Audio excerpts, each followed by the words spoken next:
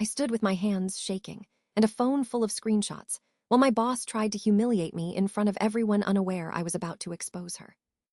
I worked at a small shipping company for almost 2 years, and for most of that time, my manager, Dana, acted like she owned the whole building.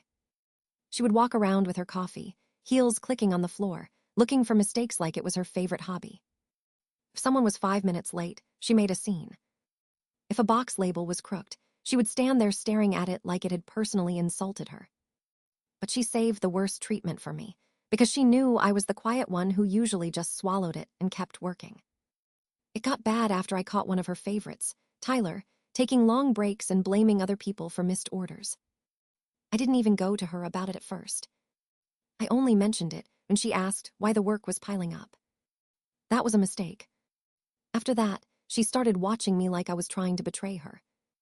She would suddenly appear behind me and say things like, "You always look confused. Are you sure this job is for you?" In front of everybody. She loved doing that little smile after, the one that said she knew she got under my skin. The day everything blew up started like any other miserable Tuesday. The warehouse was hot, the fans were blowing warm air, and the radio was buzzing low from the front desk. I was in the packing area, trying to get a rush order done before noon. Dana came out with her clipboard and stopped right beside me. "Why is this box still here?" she asked. "Because the system still showed the address as incomplete," I said. "I was waiting on billing to fix it." She leaned over and looked at the screen, not really reading it. Then she raised her voice so the whole room could hear. "That's a lazy excuse. You're always hiding behind somebody else." A couple of people looked up. I felt my face get hot, but I kept my hands on the tape gun and said, "I'm just following the process." "No, you're slowing everybody down," she said. Then she snatched the clipboard from my station and tapped it against her palm. "Maybe if you spent less time talking and more time working, we'd be caught up." That wasn't even true. I worked through lunches. I stayed late. I covered for other people when they disappeared. My hands were shaking so hard, I had to grip the table edge. But I didn't want to argue in front of everyone, so I just said, "Dana, I need that order to be approved before I can move it." She stepped closer, and I could smell her strong perfume mixing with the dust and cardboard. She pointed at me and said, "Don't use my name like that. You are not in charge here. If you can't handle simple tasks, maybe we need to talk about whether you belong on this team at all." That was when something in me just went cold. I looked at her and said, "Then let's talk about the timesheets." Her face changed a little, but she tried to keep her voice sharp. "What about them?" I glanced around the room. Several people had stopped working. Even Tyler was pretending to sort packages while clearly listening. I said, "The ones you changed after we clocked out. The ones you told me to adjust last Friday so the overtime numbers looked lower. The ones I saved in my email because I knew you'd blame me if anyone asked."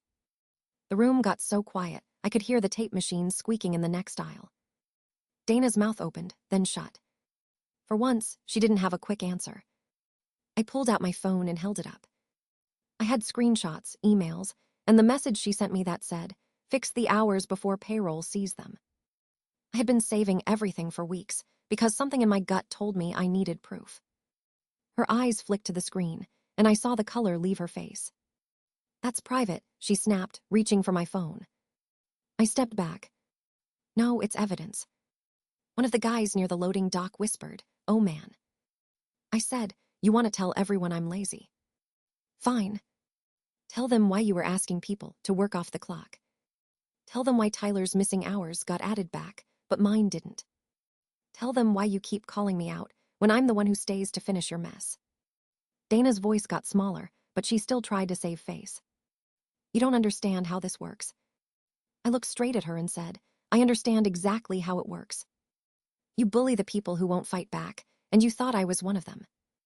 At that moment, our regional supervisor, Mark, walked in. He had come by early because another employee had quietly reported the time issues to him the week before. I didn't know that. He looked at Dana, then at my phone, then at the dead, silent warehouse. Dana started talking too fast, saying I was being dramatic, saying I was misunderstanding things. But Mark held up his hand and asked for my screenshots.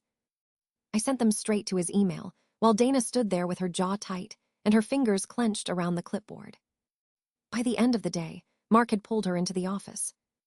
Later, I found out payroll checked everything and found a mess of edited hours, denied overtime, and complaints from other staff that she had buried. Dana was suspended that afternoon, and a week later she was gone. I didn't get some huge movie ending. I got something better. The next Monday, Mark called a meeting and apologized to the team for letting it go on. My hours were corrected. I got paid for every missed minute, and Tyler stopped smirking when people talked about responsibility. A couple of coworkers even told me they were glad I spoke up, because they had been too scared to do it themselves. I still think about the sound of that room going silent when I showed my proof. Dana wanted to make me feel small in front of everybody. Instead, she got exposed in front of the whole team. And honestly, nothing has ever felt more satisfying. If you like this story, then follow us for more.